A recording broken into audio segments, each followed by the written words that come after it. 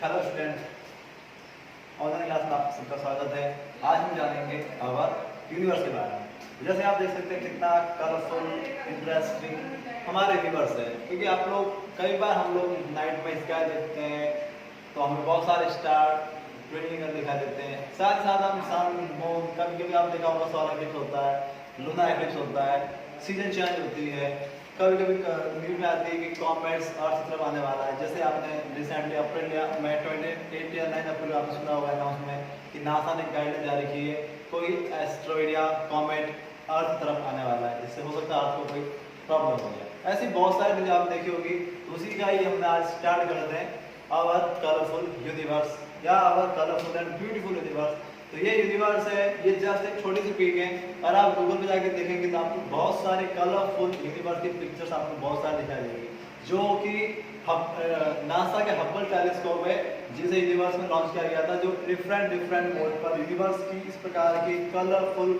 Images को record करता रहता है। तो ये यूनिवर्स आखिरकार है क्या? What is universe? Universe how make universe? आपके दिमाग में बहुत सारे क्वेश्चन आते होंगे, यूनिवर्स कैसे बना, यूनिवर्स के बारे में how can you understand that, हम कैसे समझ सकते हैं, we know about universe, galaxy, solar system. तो so that today let's start topic universe. तो ये यूनिवर्स की पिक्चर्स है, और यूनिवर्स की मेकिंग के बारे में अगर साइंटिस्ट की बात रिसर्च की जाए तो साइंटिस्ट ने ऑप्शन दिया था दैट्स द बिग बैंग, यानी यूनिवर्स मेकिंग है जस्ट अगर आप छोटे से जस्ट इमेजिन करें, आपके पास एक छोटा सा फायर क्रैकर, आप उसे फायर करते हैं तो उसमें क्या होता है? एक्सप्लोसिव होता है। तो लाइट उसमें बहुत सारे जो उसके अंदर पेपर्स होते हैं वो सब क्या होता है?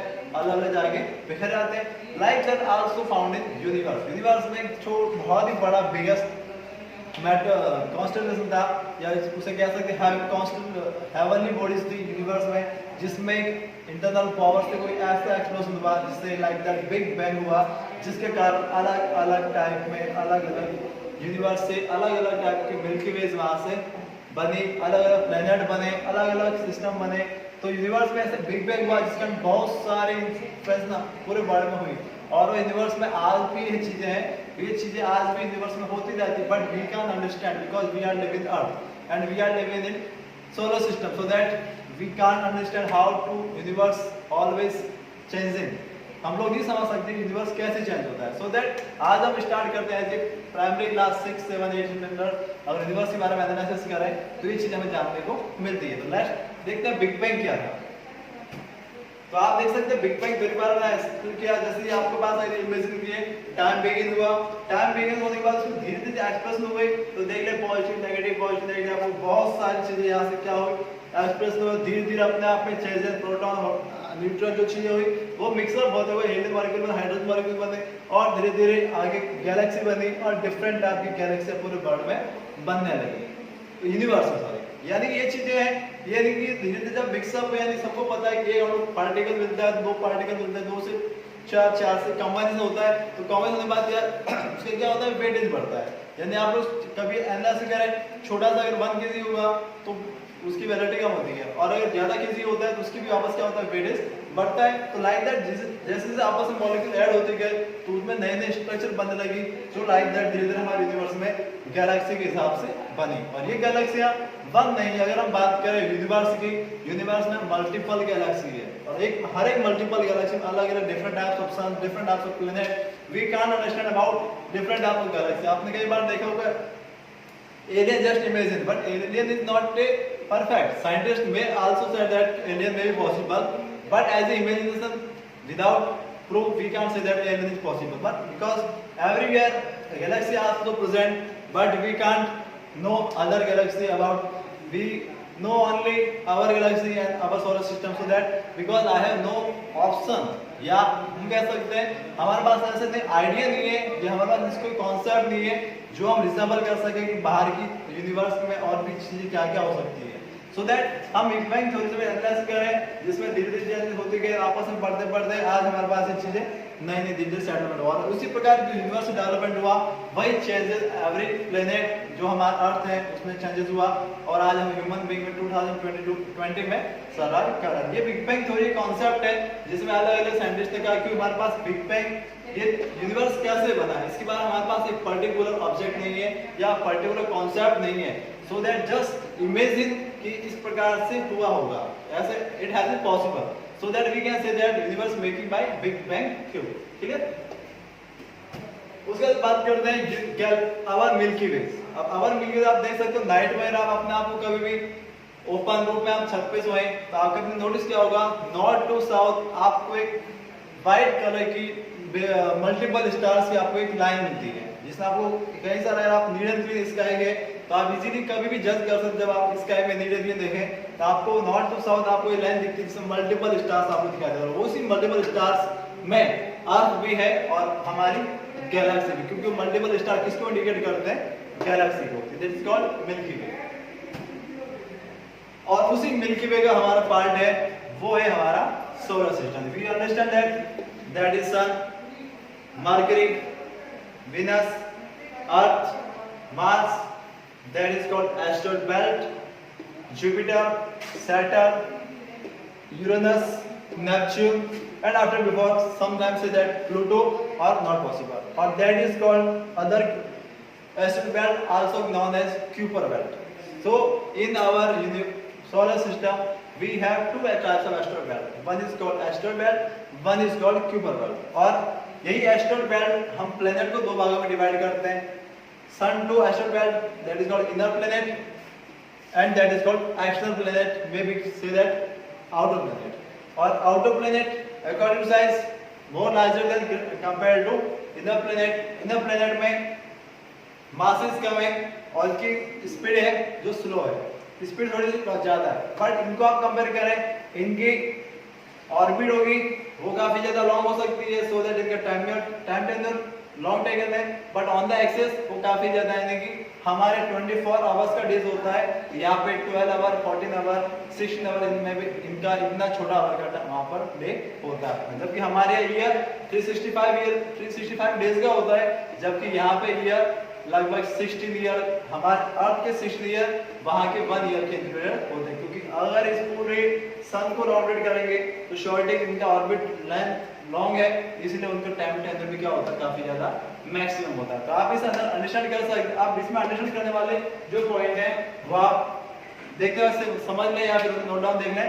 That is called mercury, but that is not a hottest planet, and mercury and Venus both are not have a satellite.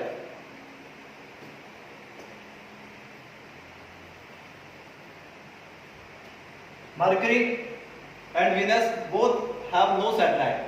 That is called simple one question, that which planet have no satellite? That is the answer. Mercury and Venus have no satellite. Earth has one satellite. Everyone know that. Our moon. Mars has two satellites, Phobos and Deimos. Two है satellite of Mars. But आप यहाँ से outer जाते हैं जो एक external planet है, वहां पर आपको every planet have multiple satellite. अब आपको डाउट हो रहा होगा कि स्टार क्या है, प्लेनेट क्या है या सैटेलाइट क्या है। फर्स्ट क्वेश्चन देखें, what is star? Star is a constellation heavenly body that who have produced heat and on light, that is called star. Like that sun is also a star because इसके पास खुद की light भी होती है, खुद की energy भी होती है, हीटिंग भी होती है, इसलिए वो क्या होता है, तो ऑलवेज शाइनिंग करता है।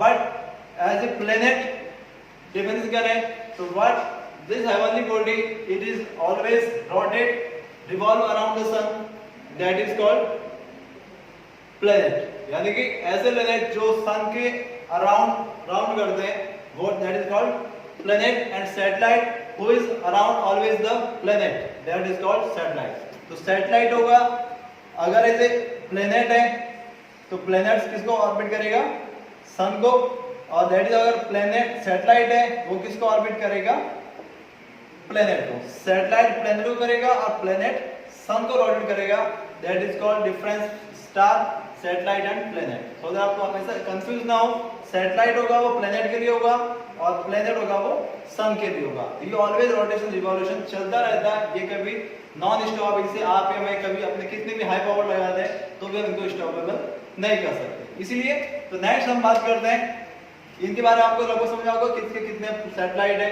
और बात करते हैं जुपिटर, सैटर्न, और सबसे बिगेस्ट जो सैटेलाइट प्लेनेट है हमारा, सबसे biggest Jupiter, after that Saturn, Neptune, Uranus, और आफ्टर दैट अर्थ। और इन दिस सबसे स्मॉलेस्ट मरकरी, बट सबसे हॉटेस्ट है वो आप नॉलेज में रखें। भले ही सन के पास यहाँ पर मरकरी है, but in this solar system hottest planet of called is Venus.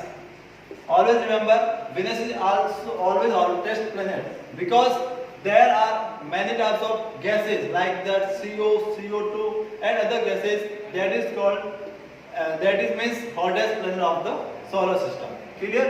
And Venus other nickname भी होते हैं आपके पास, evening star and morning star, जो कि आपने कभी अगर आप नोटिफाई किया होगा स्काई को कि आप 6 मंथ इवनिंग में 6 मंथ मॉर्निंग में आप ऑलवेज वीनस को देख सकते हैं। और अगर आप प्रेजेंट टाइम पर देखें और मार्च टू अक्टूबर तक होता है तो उसे आप मॉर्निंग में जल्दी देख सकते हैं 5:30 ओ क्लॉक, और अगर आप अक्टूबर से मार्च तक इवेंट करते हैं तब इसे आप इवनिंग में देख सकते हैं 6:30 आफ्टर सनसेट। आप जब भी स्काई में देखेंगे तो आपको वीनस आपको विजिबली क्लियर आपको वहां पे दिखाई सकता है। उसके लिए आपको टेलीस्कोप की रिक्वायरमेंट भी आप नहीं होगी, तो आप वीनस को डायरेक्टली आप उस समय देख सकते हैं। तो ऑलवेज आपको क्लियर होगा कि आपको वीनस को देख सकते हैं।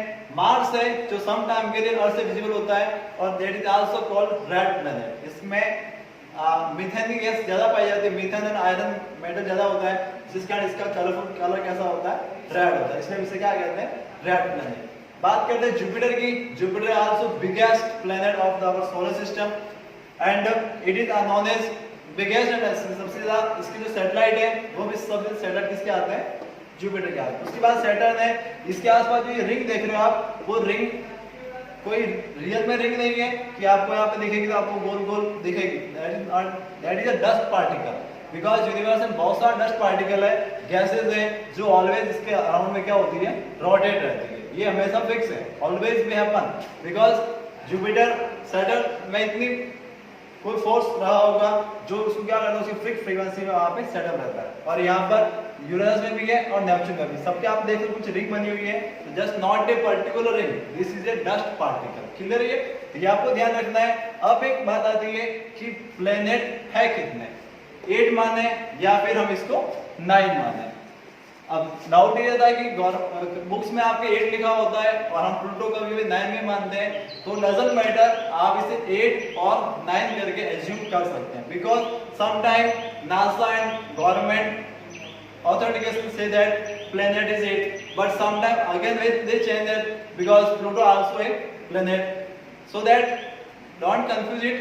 Pluto is also a planet but as a small planet, dwarf planet, called as dwarf planet, so that always remember our solar system planet is 8 or 9. Clear है? ये आपको लगभग डाउट क्लियर हो गया होगा। ये हमारा सोलर सिस्टम की हम इसमें बात कर, अगर इसमें स्टडी करें ज्यादा से ज्यादा डीपली तो सोलर सिस्टम हम अपनी कंटिन्यू 5 से 6 क्लास भी ले सकते हैं, but according to class level 6 to 8 आपकी बेसिक इन्फॉर्मेशन इसमें आ जाती है। उसके बाद हम बात करते हैं कॉमेट की, या वो है वो हम देखते हैं। इसके अलावा वापस टाइम पीरियड देखें, इनमें क्या क्या टाइम पीरियड चेंजेस होता है कि कौन कितने टाइम पीरियड में रनिंग करता है, कौन कितने टाइम रिवॉल्व करता है, किसके पास कितने सैटेलाइट है, उसके बारे में ये चीजें लिखी हुई है। Average distance from sun, period of revolution, period of required spin around, shape of the orbit, diameter, solar system, पूरे नाम लिखे हुए हैं, आप इसको समझ सकते हैं। मैं समझाऊं थोड़ा सा, फिर भी आप देख लें। सन के पास खुद की डिस्टेंस कुछ नहीं होगी, ये 27 डिग्री का रहता है, इक्वेटर पे रहता है और हमारे अर्थ से, ठीक है, और इसकी वेलोसिटी ऑफ ऑर्बिट पूरी लिखी हुई है।